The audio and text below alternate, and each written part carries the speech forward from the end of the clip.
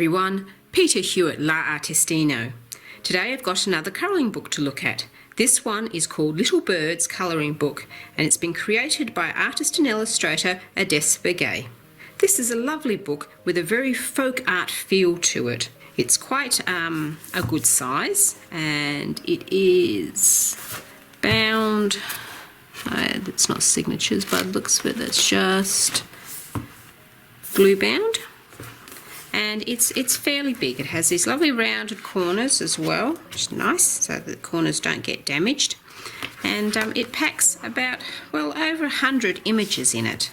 Now the first thing that I noticed when I opened this book was this little card in here where Odessa is telling you about her next publication, colouring book publication, which is based on the work of Edgar Allan Poe, which looks like it's going to be quite interesting. But I'll put that to one side and we'll get on with the book.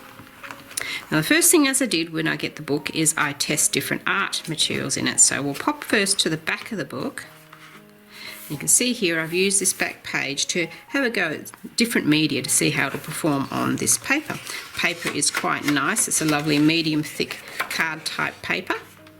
It's bright white. The print is very clear and precise on it. There's no pixelation. And to start off with, I did some work with some fine liners. They were the Stabilo ones, and they come out nice and bright on there. And if I flip over, you'll see. Now there is, with the fine liners and later on with some of the markers, there is some show through. There's a faint, sort of almost a bleed through there. It is very faint. It's not a definite bleed through, but I would use them with caution if you want to preserve the page on the other side. I've also used Tombow markers and I found I didn't have any problems with bleed through or show through with those. I used some Faber-Castell connector pens, the markers that you can get in that range, and they work quite nice as well, and again with no bleed through. I also tried some gel pens. These are glitter gel pens just here. Again, no bleed through with the glitter gel pens. So I think these are all right for wet media such as markers and gel pens, but you'll have to test the individual ones on the paper first before you commit to it. Just use the back page to test out what you've got. I wouldn't recommend alcohol markers. Alcohol markers bleed through everything, and they of course are your Copic markers or Sharpies is another popular one. Anyway, moving on to different media. Pencils work great. I didn't expect to have any problems with those. I also tried out some other wet media such as the Inktense pencils, and these two pieces here are done with Inktense pencils activated with water. I found that again I had no bleed through whatsoever, and surprisingly only slight warping of the paper. You can see at the back it's not really super warped, but then it is only fairly small areas. Now this is where this book shines, because a lot of the artwork, as you will see, composed of very small areas, which makes it, instead of having to do large areas and filling it with lots of water to activate the colours, you can reserve, just do little areas, and this will mitigate most of the warping of the paper. And the amount of warping that I got with the Inktense pencils and water is not enough that it would worry me and stop me from using it. I also tried some watercolours as well, very quickly. It's a bit messy, but I just wanted to get the feel of how they would react on this paper. And I used my little Winsor & Newton Cotmans, which is a little travel kit. Comes in a box like this. Very, very nice set to use if you want to get into watercolours and you want to use something a bit better than your little standard kids or student variety. This is the student range for the Winsor & Newton, mind you, the Cotmans, but I find they're quite good enough. And just with a real fine tip brush, so you're not bringing a whole lot of water onto the paper, which is going to cause a lot more problems with warping because this paper isn't sized. And I was surprised. I really enjoyed applying the watercolour to this paper. I could see myself whittling hours away just watercolouring in this book with a little fine brush, such as the one that comes with this set. Anyway, enough of that, and I will show you the pictures now. Okay, going to the style of the book. As I said, this is a Canadian print. This is quite a large book. It compromises over 100 illustrations. And they're all this lovely, whimsical, folk sort of feel to them. Got her introduction here where she explains her motivation, etc. behind the work that she does. And the book is filled with these beautiful, botanical, swirly, very folky looking pictures.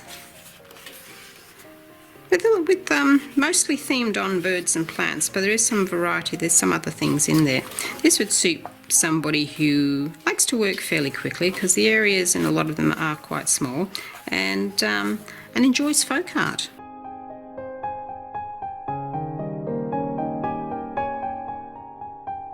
There's a little house there. Some of these are more pattern pieces like this, what I call the wallpaper pieces, and some of them are actual pictures. Now, looking at her work, I would say, and I don't know for certain because I haven't asked her, but I would say that this was images generated using a digital program, because the artwork actually doesn't look like it's hand-drawn. But it's very nice. There's some clocks there. This is quite a big book, so I'm going to go through fairly quickly just to give you a little taste of what's in there.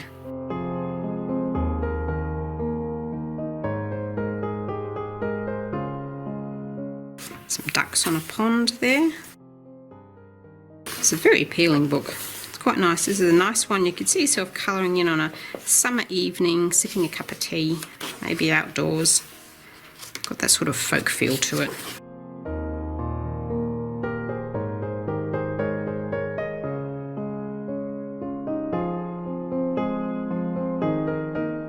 Another big double spread wallpaper piece. Most of the pictures in this book are single-sided, but there are a few that are double spread.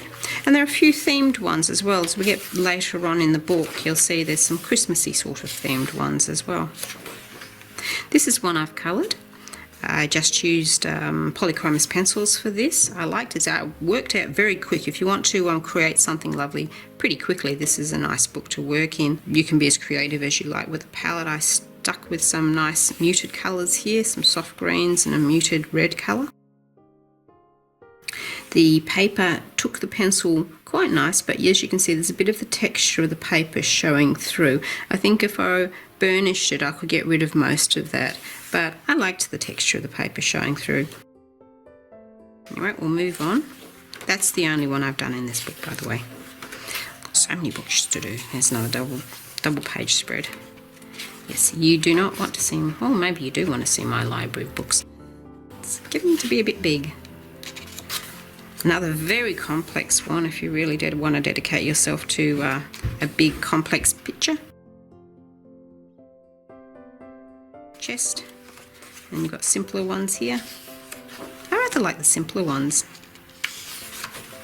but you know, they're all good. I like that one too actually. I'll end up doing that one for sure. Easter eggs. I like this one. These are the two pictures featuring owls. Probably one of my favourite pictures in the book, I think, that one.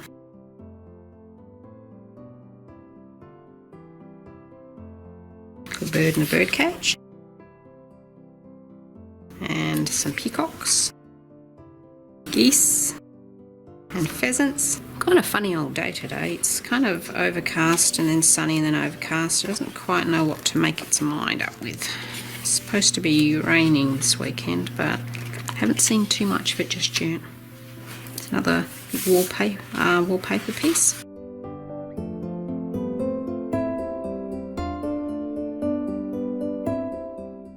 Here we go, we're getting onto some of the Christmas themed ones here, with some holly. And there's a Christmas themed wallpaper.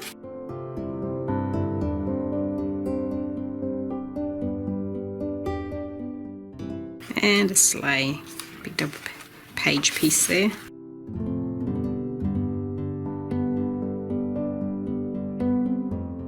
And there you go, that's the end of this book. Now this is published by larkcrafts.com. Okay, now I'll leave a link below if this book interests you. I hope you've enjoyed this little adventure through Little Bird's colouring book. And until next time, happy colouring!